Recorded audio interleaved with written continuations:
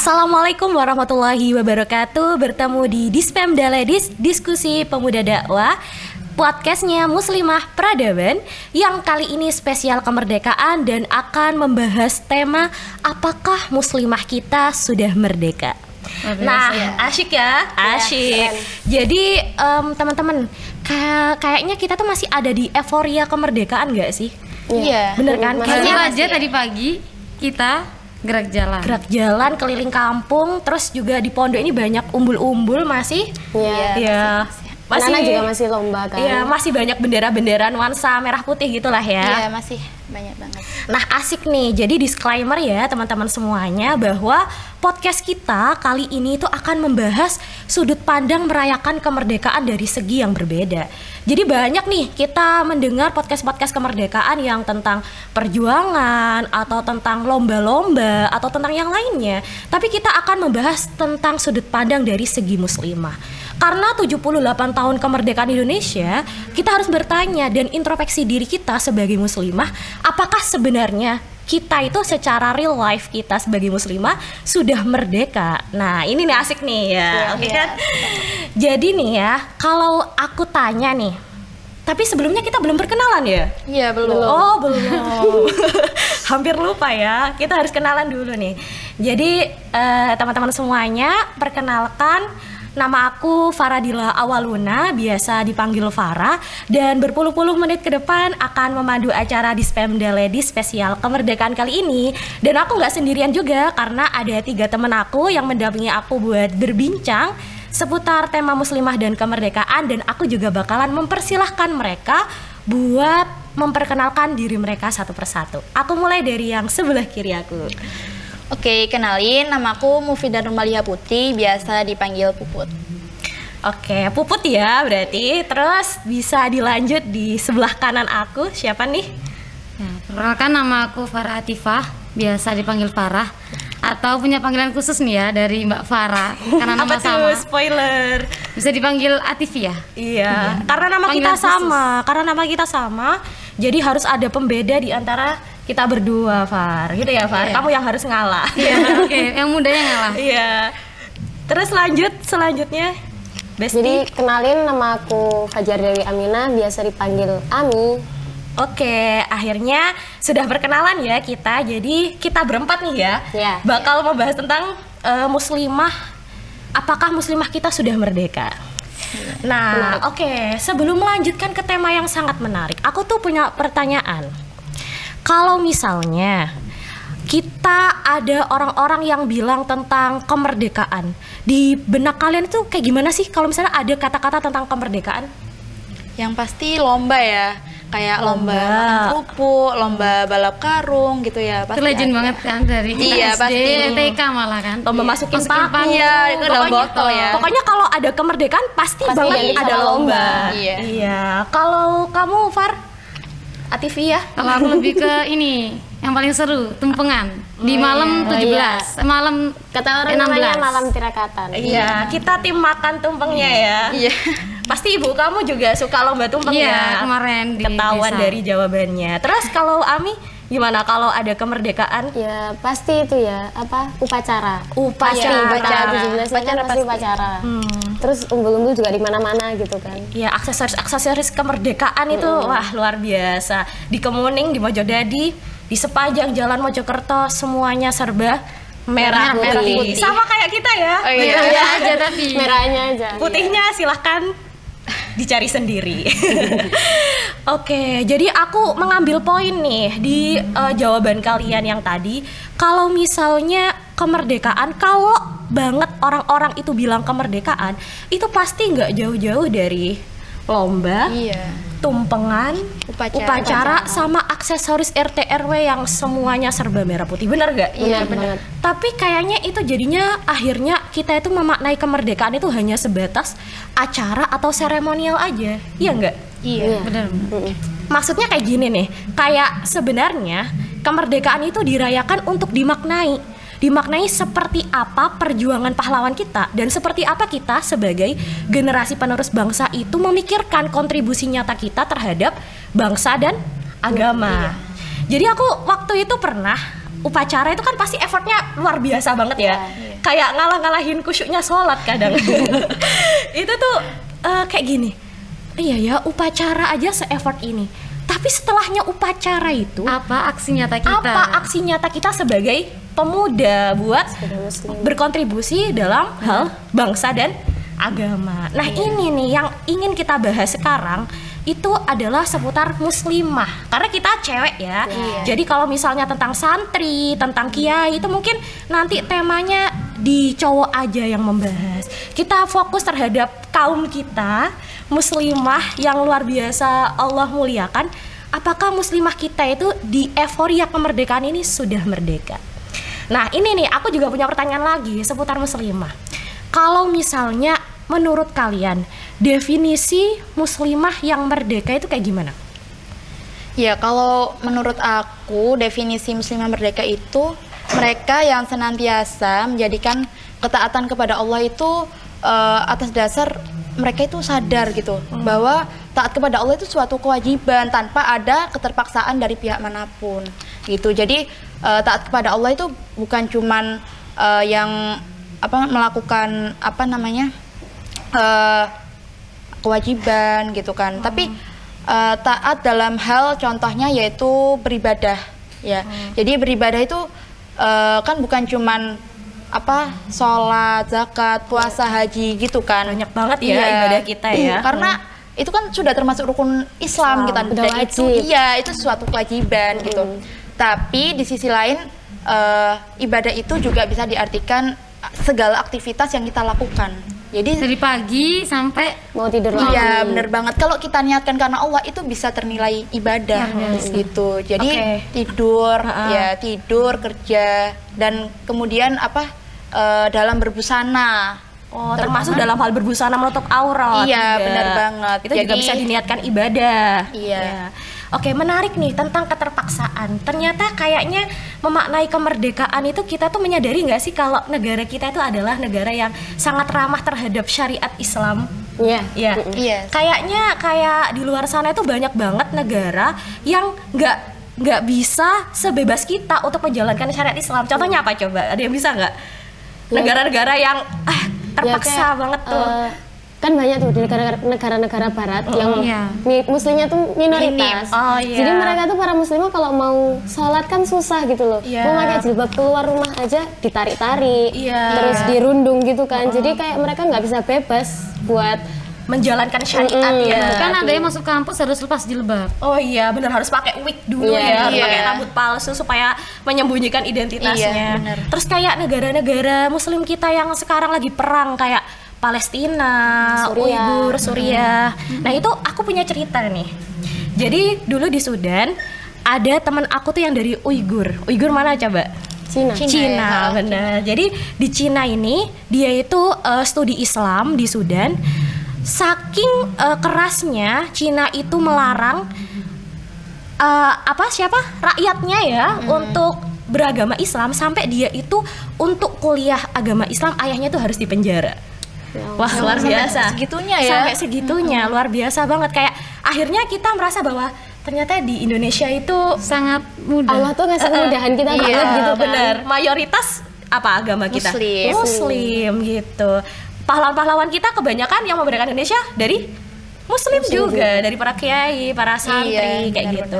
Nah ini nih, jadi ketaatan itu kita tuh nggak boleh yang namanya karena kita tuh sudah dikasih nikmat aman, jangan sampai kita tuh terjebak di zona nyaman, jadi kita malah banyak maksiat. Kerasa nggak kalau aman tuh kadang jadi sering gampang bermaksiat ya? Kalau kan gampang gitu kan. Terlebih lagi sekarang kan banyak tren-tren jilbab yang di atas dada, yang dimana kalau misalnya nggak ikut tren tuh kayak nggak keren lu. Nggak gaul gitu kan. Itu juga menarik tuh.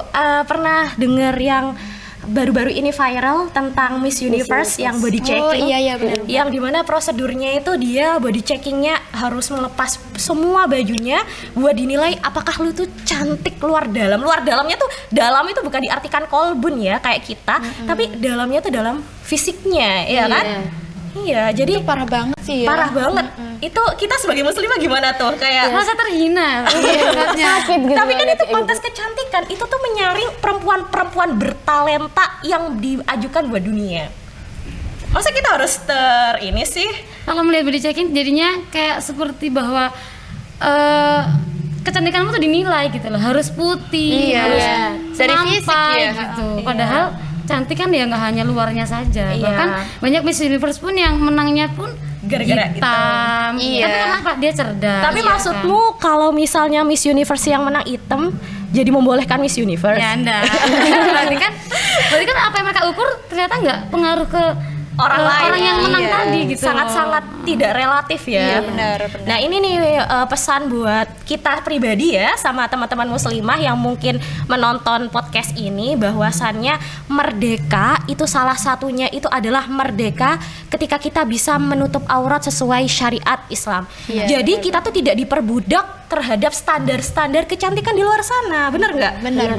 Jadi ketika kita pinter, ketika kita paham agama, ketika kita itu misalnya punya kecantikan hati, itu nggak mesti harus dipodiumkan, harus di Miss Universe kan? Kan lebih bagus, lebih nyata kalau kita kontribusikan buat sesama, ngajar, bantuin di TU, terus ke Mojosari, bantuin ustazah beli nasi, itu kan sesuatu yang lebih bermanfaat lah ya. Jadi kalian setuju nggak kalau cantik itu diukur dari fisik aja? Enggak sih. Nggak setuju. Cantikkanlah akhlakmu maka akan cantik dirimu. Oke. Makanya itu kalau misalnya kita tahu doa bercermin loh. Allahumma kama hasanta khalqi fahasin khuluqi. Kalau misalnya Islam itu mengedepankan fisik, pasti lafadznya dibalik. Ya Allah, baikkanlah wajahku sebagaimana Engkau membaikkan akhlakku. Tapi karena Islam itu lebih mengutamakan akhlak, jadinya kayak bercermin aja mintanya diperbagus akhlaknya. Menarik nih. Oke, Puput, aku sekarang mau tanya ke Ami. Nih, merdeka, perempuan yang merdeka itu kayak gimana, Mi? Kalau menurut aku perempuan yang merdeka tuh mereka yang merdeka dari perasaannya yang tidak ia tempatkan pada tempatnya atau tidak ia tempatkan pada fitrahnya. Wah, menarik. Lanjut nih. Kan menarik nih. Kita semua tahu kalau kita perempuan kan memang perasaan ya. Ya, perasa ya. Perasa. Baperan. Siapa yang baperan? Kayaknya kita semua baperan. Cuman kan tinggal gimana kita menempatkan bapernya kita itu tadi kan. Bisa mengontrol. Iya. Jadi aku pernah dengar dari Dr. Aisyah Dahlan, beliau tuh ngomong kalau perempuan ini tuh diciptakan 9 perasaan, 1 logika. Wah, terus kebalikannya kalau cowok emang gimana, Mi? Cowok hanya 1 perasaan, 9 logika. Berarti cowok tidak berperasaan itu bener? Ya enggak sih, cuman kan memang perempuan yang lebih condong main di perasaan gitu loh. Jauh banget kan 9 banding 1. Iya. Nah, jadi beliau menyebutkan kalau di dalam otak kita tuh ada yang namanya corpus calomus. Oke. Corpus callosum. Oh iya, corpus callosum. Iya, ada dikit-dikit mirip ya. Corpus callosum. Terus gimana itu, Mi? Nah, itu tuh ternyata itu tuh menunjukkan kalau perempuan itu tuh multitasking dan dia tuh memang di perasaannya. Aku pernah denger itu podcastnya Aisyah Dahlan bilang, coba kalian bandingkan bapak-bapak suruh ngerawat anak sambil masak, sambil muter cucian, sambil nyapu, itu pasti udah pasti satu-satu gendong anak dulu, masak dulu. Kalau perempuan, wah luar biasa, ibu kita tahu kan? Iya, pasti digendong anaknya, balik SMP. Kita kan selama ini juga lihat ibu kita masing-masing kan, memang kayak semuanya tuh bisa dalam satu waktu gitu loh. Benar-benar. Gitu. Ya lanjut nih, menarik nih. Terus. Nah, melihat fenomena zaman sekarang ya, yang mana perzinahan tuh kayak udah di mana-mana gitu loh. Udah nampak jelas dan banyak yang kayak nggak punya malu gitu loh. Anak SMP misalnya atau anak SMA boncengin anak orang, cewek anak orang gitu. Sampai malam, dibawa main. Ya apa ya? Maksudnya berarti kan kita nggak tepat menempatkannya perasaan dia tuh nggak tepat gitu loh. Ya benar. Jadi poin yang bisa aku ambil ke Ami ini bahwa kita tuh makhluk perasa, bener nggak, Mi?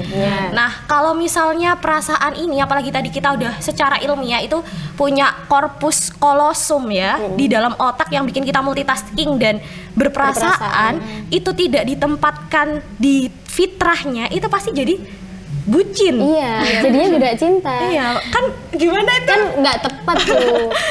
pahlawan-pahlawan kita udah capek-capek memerdekakan Indonesia. Masa kita jadi budak cinta. Wah, kiu gitu. Katanya Mbak Atifah kiu. Oke, mohon maaf ya kerendeman ini. Maksudnya misal Allah tuh nggak menciptakan perempuan dengan berperasaan tadi, apa kabar ibu kita yang mendidik kita, mengandung, menyusui, terus ganti popok kita dulu waktu bayi, itu kalau nggak pakai perasaan pakai apa? Kalau nggak pakai kasih sayang pakai apa? Benar. Bisa sesabar itu kan ngurus kita dari kecil sampai itu tadi kan itu memang fitrahnya perasaan. Gimana? Kalau menurut kamu nih, kalau cewek itu udah kena nih perasaannya dor, terus akhirnya di jalan yang salah, itu emang berat banget, Bud. Kenapa ya kok tanya gitu ya? Loh, kan aku hanya sebagai pemandu acara. Gitu ya. Ya kalau menurut aku, waduh, kalau udah perempuan ya, kalau udah kena hatinya, apalagi perasaannya, aduh berat banget sih. Kayaknya rasa-rasanya hari-hari tuh kayak nggak tenang gitu. Pernah ngalamin kayaknya. Fokusnya kan cuma ke satu kan, Bu? Iya, bener banget. Dan itu udah ada si dia. Dan itu bahaya banget sih kan? Iya, bener. Bahaya banget. Iya, ini luar biasa banget ya teman-teman semuanya, bahwa perempuan itu diciptakan dominan keperasaan itu bukan untuk baper apalagi bucin ya. Jadi karena rahmatnya Allah itu dibagi ke alam semesta terus dilebihkan sama perempuan, makanya perempuan itu punya rahim.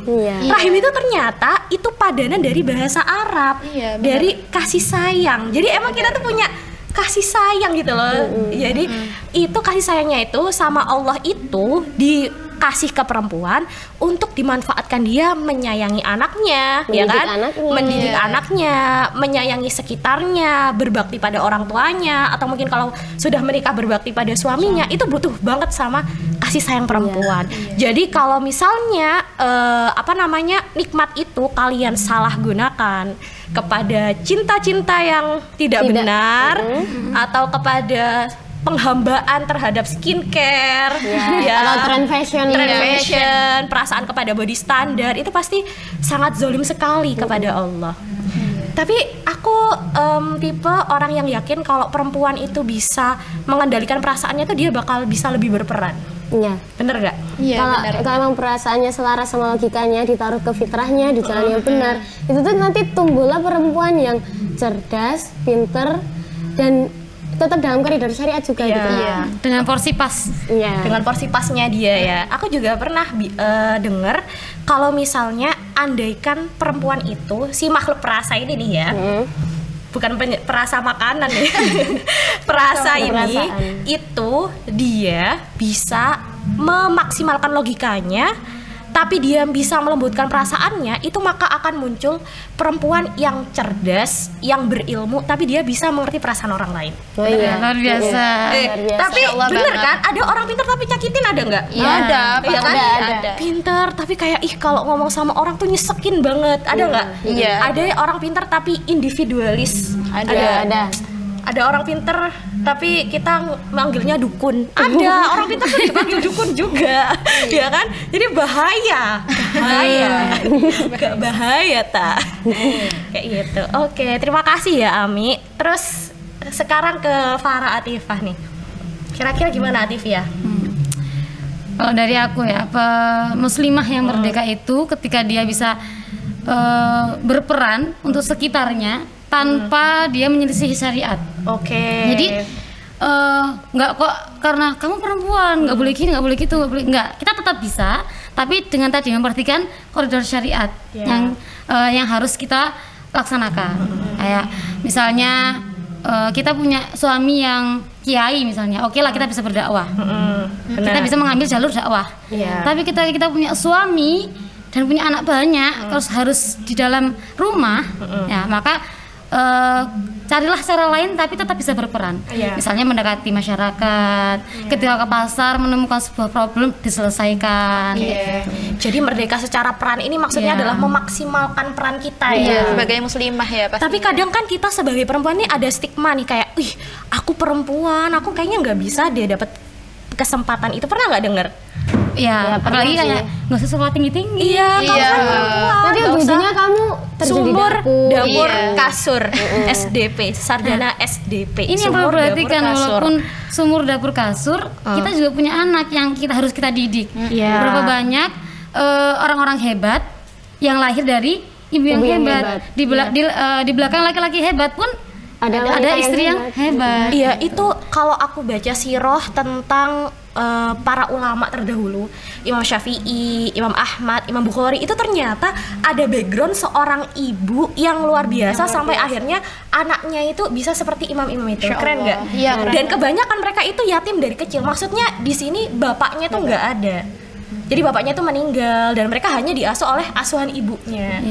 Jadi kalau kalian setuju gak kalau misalnya perempuan itu gak usah lah sekolah tinggi-tinggi, kalian kan nanti hanya di sumur, dapur, kasur kayak gitu? Tentu nggak setuju lah. Iya, aku juga enggak sih. Nggak setuju ya. Dalam artian sekolah tinggi bukan harus kita kok S3. Misalkan menuntut ilmu tanpa ada hentinya, itu sekolah tinggi kan? Iya. Gak terbatas di luar kelas gitu ya. Iya benar. Karena ya itu kan ada tuh pepatah Arab yang al-ummu madrasatul ula. Iya. Apa jadinya kalau kita nggak cerdas kan? Iya. Terus utrubul ilma minal mahdi. Iya. Jadi kita itu adalah perempuan yang dibesarkan dengan semboyan itu ya, utrubul ilma minal mahdi ilal lahdi. Gak ada sebenarnya di dalam Islam itu, oh iya kamu S1 kamu sukses, kamu S2 sukses. Enggak, sampai liang lahat kamu nuntut ilmu, itu baru dibilang sukses. Keren.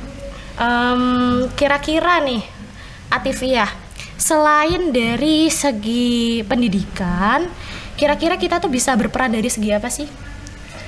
Kalau misalnya dari segi sosial nih, dari segi kita bersosialisasi sama sekitar ya? Iya, sama masyarakat.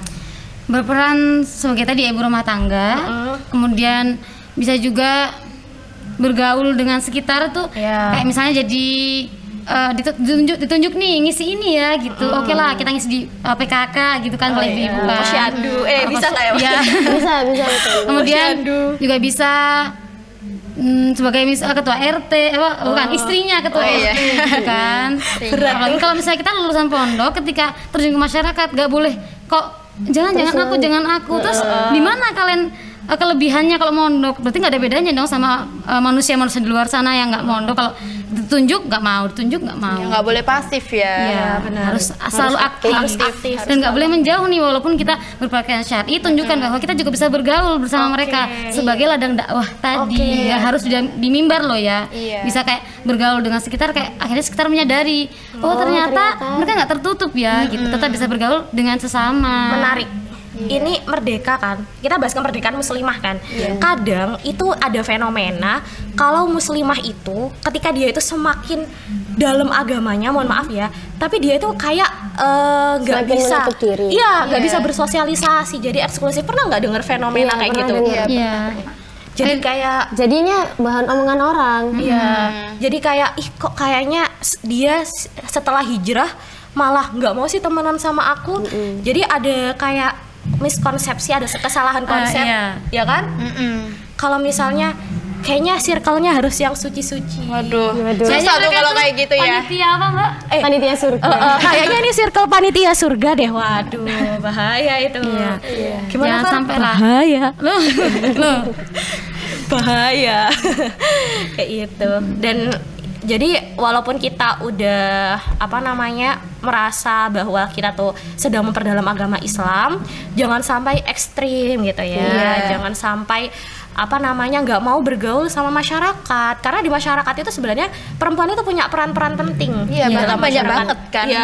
Ya misal kayak itu tuh ibunya Atifiyah tuh yang buat tumpeng. Kalau kemerdekaan, kalau misalnya ibunya Atifiyah kayak yang sorry gue nggak mau nih menganut kemerdekaan, lah bahaya, diplekin tumpeng gitu ya. Gak jadi tumpengan dong. Dimakan ini nanti ayam. Juga kan kadang di lingkungan rumah kita banyak anak-anak kecil. Kan kita juga bisa giring mereka buat belajar Al-Quran, baca Al-Quran, merangkul ya. Didekati. Sebenarnya kita tuh bisa berperan gitu loh, tanpa harus keluar dari koridor syariat itu tadi kan. Terus ini kalau misalnya peran aku rasa nggak hanya tentang dakwah atau masyarakat sosial. Misalnya kita mau jadi dokter, mau jadi bidan. Aku tuh mau kirim kalau misalnya dokter kandungan itu semuanya laki-laki. Waduh, gimana tuh? Iya kan? Ya, Padahal susah. kan itu aurat ya. Iya. Dalam tanda kutip itu adalah proses persalinan yang menyingkap aurat perempuan. Jadi kalau misalnya dokter melahirkan, udah dokter kandungan, maksudnya udah laki-laki, terus bidan itu semuanya laki-laki. Itu kan kita kayak ya ampun. Gimana misalnya kita dokter gigi juga, misalnya kita cabut gigi, itu kan otomatis bakalan ada sentuhan-sentuhan di rahang atau di gigi. Terus kalau semuanya laki-laki gimana? Jadi ingat ini pesannya Ustadz Fatur. Beliau tuh pernah bilang, kalau orang bilang kan, oh dia dokter yang dai, tapi kita enggak. Ya, kita adalah dai yang dokter. Jadi pekerjaan kita tuh dai, sampingannya dokter, sampingannya guru, sampingannya yang lain-lainnya. Bahkan di rumah tangga pun juga seorang dai ya. Makanya dikatakan kan nahnu du'at qabla kulli syai'. Kita sebenarnya adalah dai sebelum segala sesuatu. Masyaallah. Tapi keren. Ngomong-ngomong tentang dai nih. Put, siapa sih sosok yang kamu kagumin di LKC terus menampilkan perempuan yang pendakwah banget? Waduh, ini Masya Allah banget ya. Di pondok kita ini ada namanya Ustadzah Rahmatin, ibunda kita tercinta di pondok ini. Ya, jadi Masya Allah beliau itu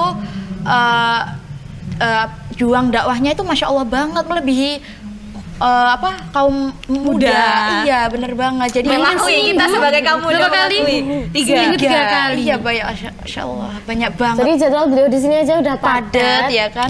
Tapi di luar itu beliau masih punya jadwal memiliki ibu-ibu binaan, ibu-ibu yang udah agak tua kayak gitu. Lanjut usia. Iya, mengisi tausiah gitu. Jangan dikira begitu ke Gresik ya tempatnya beliau berdakwah, jangan dikira yang dengar 100 orang, bukan. Bahkan yang di tempat mana ya, Ringin Anom itu yang hari Ahad kalau nggak salah itu hanya 10 orang. Tapi beliau luar biasa, beliau jamaahnya Masya Allah juga semangat gitu ya. Jadi karena semangat beliau menular ke para ibu-ibunya. Katanya ketulusan itu emang sampai ke hati. Sesuatu yang dari hati sampai ke hati. Semoga podcast kita ini dari hati. Sampai ke hati. Semoga ya. Iya benar. Tapi Masya Allah banget ya. Kayak Ustadzah Rahmatin itu emang salah satu figur kita di LKC itu yang membuat kita itu para santriwatinya, terutama karena kita bahas muslimah ya, itu kayak punya semangat lebih gitu loh dalam berjuang buat umat, bener nggak? Iya, bener. Apalagi kalau di LKC itu ada program kafilah dakwah dan praktek dakwah Ramadan. Itu dan sebentar lagi ini loh, bukan nggak hanya praktek dakwah Ramadan, insya Allah ada dakwah bulanan yang setiap bulannya dikirim ke desa-desa, ke kota-kota, pengabdian masyarakat ya. Pengabdian masyarakat Jadi keren banget guys, di LKC itu jarang banget ada pesantren yang dia itu mengajarkan ilmu-ilmu agama dan syar'i, tapi juga memfasilitasi kita buat mengaplikasikannya secara real di masyarakat luas. Kalau di kuliah kita kan harus butuh ketemu KKN dulu, baru ketemu masyarakat. Kalau di sini udah setiap tahun setiap bulan. Kalau setiap bulan insya Allah. Kalau tidak ada bisa bertanggung jawab ya. Ini program di briefing sebenarnya. Jadi jangan lupa ya, kita promosi dikit nggak apa-apa kali ya. Karena ini promosinya menuju kebaikan. Bagi teman-teman yang mau mendapatkan tiket surga, jalur penuntut ilmu, bisa mendaftar di LKC mulai dari 17 Agustus kemarin. Sudah dibuka. Jadi mengawali kemerdekaan dengan mendaftarkan putri-putri dan putra-putra Anda ke LKC adalah salah satu momentum yang sangat bagus. Insya Allah. Terus kayaknya kita udah ngobrol banyak ya. Akhirnya aku bisa nyimpulin nih. Dari pemaparan kalian bertiga itu ada 3 poin yang aku dapat. Apakah muslimah sudah merdeka? Kan itu kan judul podcast kita. Itu bisa dilihat salah beberapanya, bukan salah satunya, salah tiganya. Itu yang pertama adalah merdeka secara ketaatan. Bener nggak, Put? Iya, benar. Merdeka secara ketaatan, di mana muslimah itu harus bisa taat kepada Allah tanpa keterpaksaan, dan ini luar biasa kita rasakan banget ya, karena di Indonesia ini nggak ada penjajahan, nggak ada diskriminasi. Jadi kalau kalian masih belum mendapatkan merdeka secara ketaatan atau belum merasakan nikmat belum peka terhadap nikmat kemerdekaan, terhadap ketaatan, itu harus di cross check ulang diri. Ya, dipertanyakan. Karena udah baldatun thayyibatun wa rabbun ghafur nih, insyaallah ya, insyaallah. Tapi kalian masih taatnya masih mencela-mencele. Apalagi soal menutup auratnya, kita sudah dimerdekakan sama syariat-syariat Islam, dimuliakan, tapi malah mengikuti tren fashion luar ya. Tren fashion luar yang lumayan banyak menyeleweng dari syariat. Bukan lumayan kayak udah dominasinya menyeleweng. Memang itu kan tujuannya, Mi. Emang itu tujuannya. Jadi yang pertama itu adalah merdeka secara ketaatan, kalian bisa beribadah tanpa keterpaksaan, kalian bisa menutup aurat tanpa memperbudak beauty standar di luar sana. Terus yang kedua yang aku ambil dari poinnya Ami adalah bagaimana kita bisa merdeka secara perasaan. Bener gak? Iya, bener banget. Ini bukan tema menye-menye ya, jangan kira kayak kayaknya anak LKC cuman menye-menye, enggak. Karena tadi Ami udah bilang kalau misalnya kita itu persentasenya 9 perasaan, 1 logika. Jadi kalau misalnya kita itu gak bisa mengendalikan perasaan, itu akan berakibat fatal banget terhadap ibadah kita kepada Allah dan bagaimana peranan kita terhadap lingkungan sekitar. Iya, lingkungan sekitar. Itu pengaruh banget sih ya. Karena kita udah merasakan, kita nih para budak-budak perasaan. Budak-budak perasaan ya. Iya. Kalau misalnya waktunya dapet suka marah-marah, itu sangat luar biasa sekali bagaimana ujiannya perempuan itu di perasaannya. Nah, salah satunya kan yang tadi kita bahas kan tentang cinta ya, Mia. Nah, aku tuh jadi mikir kayak gini, Mi. Kalau misalnya nih kita lagi menasihati diri kita sama muslimah di luar sana buat menjaga perasaan mereka hanya untuk fitrahnya yang diberikan Allah aja, berarti kan ada pepatah kayak gini, it takes two to tango. Jadi butuh dua telapak tangan untuk membuat satu tepukan. Benar kan? Iya. Kita butuh berapa telapak tangan? Dua. Nah, it takes two to tango itu berarti bahwa ketika kita itu menasehati perempuan untuk menjaga perasaannya, untuk menjaganya dia dari cinta-cinta yang salah, yang belum waktunya, untuk menjaga fitrahnya, itu harus ada peranan laki-laki juga dalam hal ini. Jadi wahai para laki-laki, ini pesan ya juga ya, walaupun ini podcast muslimah. Jadi tapi pasti yang nonton juga ada yang cowok. Iya sih. Bapakmu, bapak kita. Jadi untuk laki-laki ya pesannya bahwa ketika kalian itu juga ikut menjaga para perempuan-perempuan ini dalam menjaga perasaannya sesuai fitrahnya, kalian tuh sebenarnya ikut berkontribusi dalam hal melahirkan generasi-generasi ibu dan generasi yang istri yang baik kan? Ya benar kan? Muslimah yang taat. Benar. Soalnya kalau misalnya kalian itu merusak perasaan ini, membucini anak orang, memainkan perasaan apalagi apa kabar. Nah, itu yang berujung room chat. Waduh, bahaya.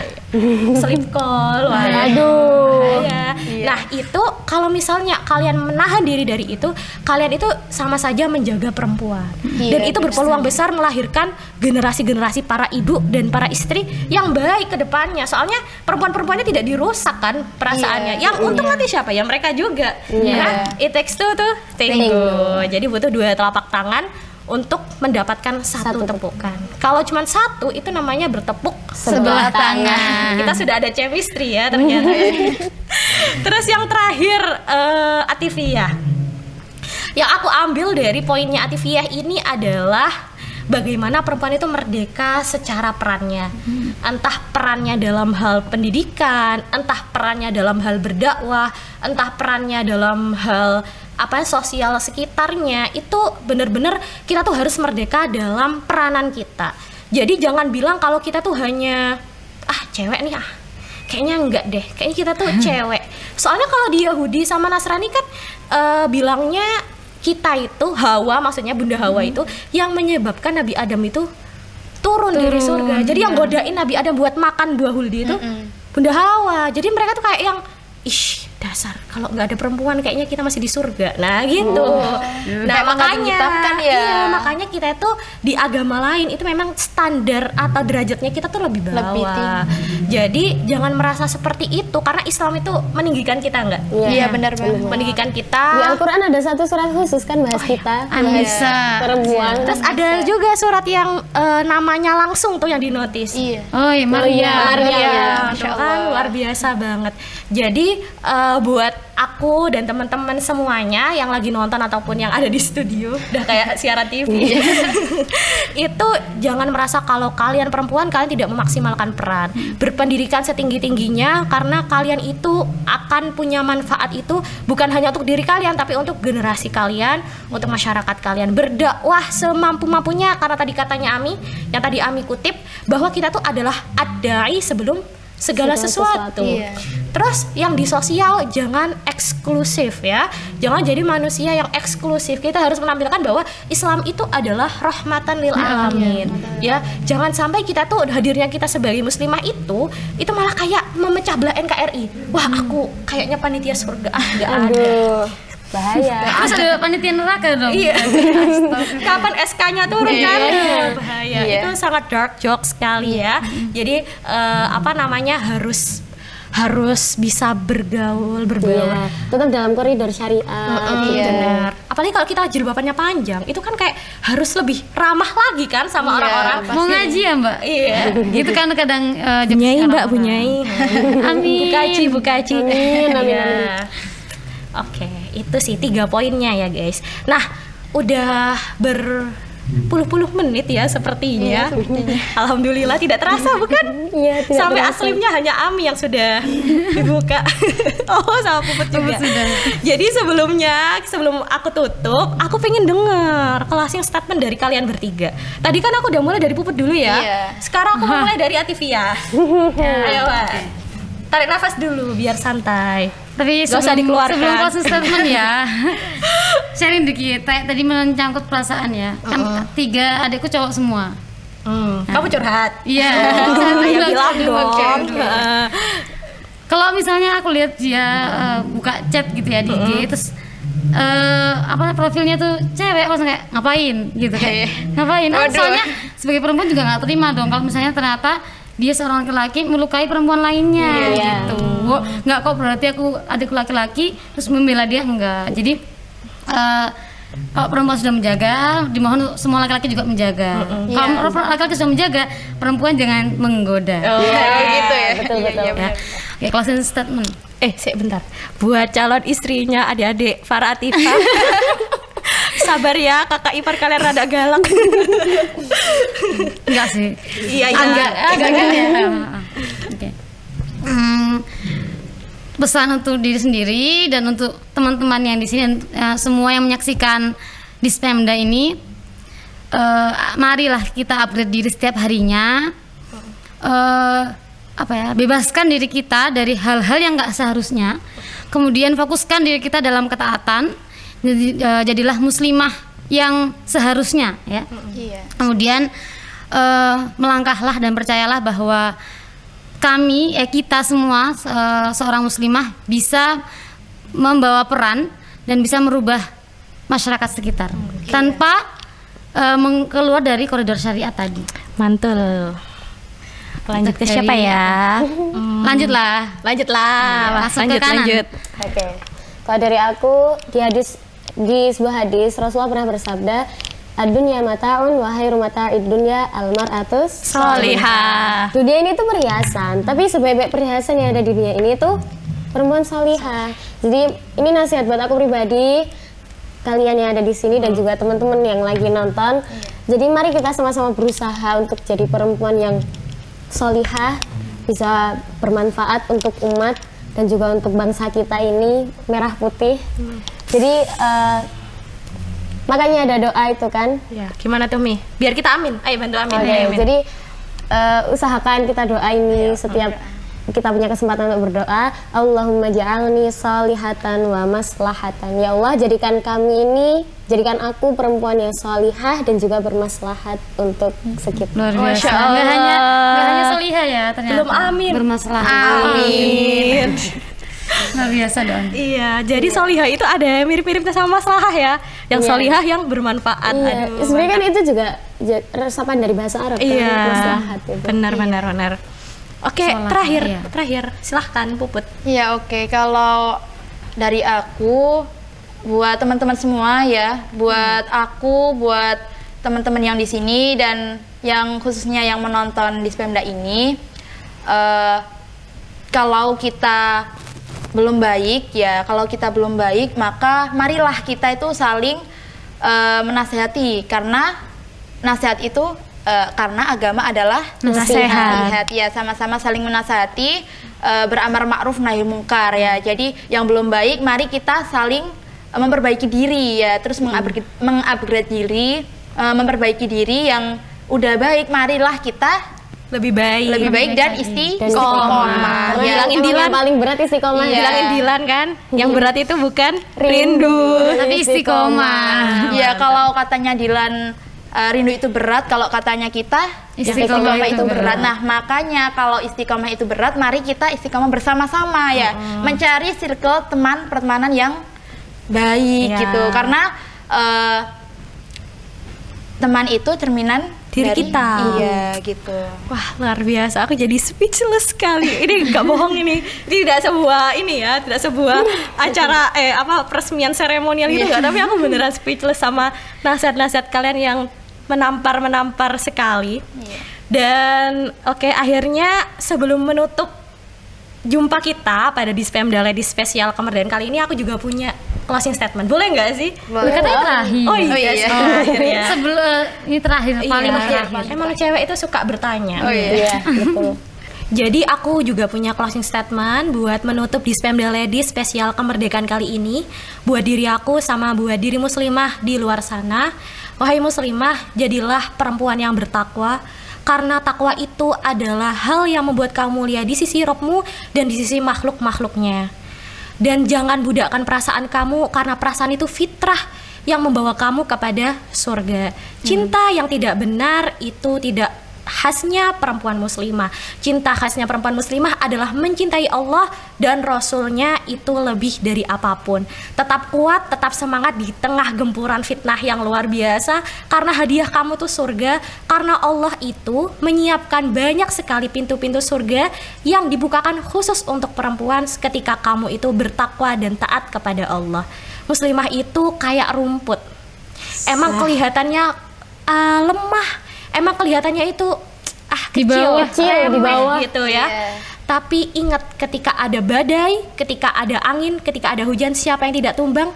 Rumput. Jadi walaupun kita terlihat lemah, kita terlihat sangat-sangat kecil, percayalah bahwa kekuatan yang Allah berikan kepada muslimah itu sangat luar biasa. Jadilah muslimah yang berperan, bukan baperan.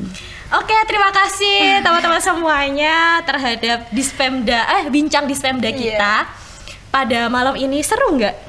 Seru. Aku kok belum dapat insight baru. Iya. Belum mendengar kalian nafas gitu. Kalian belum menghembuskan nafas. Tadi kalian nafas kan? Berarti sudah ini bernafas. Sudah. Oke, terima kasih. Semoga kita bisa berjumpa di kesempatan yang lain dengan membahas tema-tema muslimah yang akhirnya jangankan mengingatkan orang lain ya, kadang mengingatkan kita sendiri. Puput ngomong tertampar, Adi ngomong tertampar, sama-sama gitu tertampar kan? ya. Habis gini pulang-pulang babak belur. Bukan ya, maksudnya di hati gitu. Ya, oke, kita tutup dulu ya. Terima kasih teman-teman semuanya sudah menyaksikan Dispemda Ladies, diskusi pemuda dakwah, podcastnya Muslimah Peradaban spesial kemerdekaan dengan tema apakah muslimah kita sudah merdeka. Semoga kita bisa jumpa di lain waktu. Yuk bareng-bareng salamnya. Assalamualaikum warahmatullahi wabarakatuh. Sampai jumpa.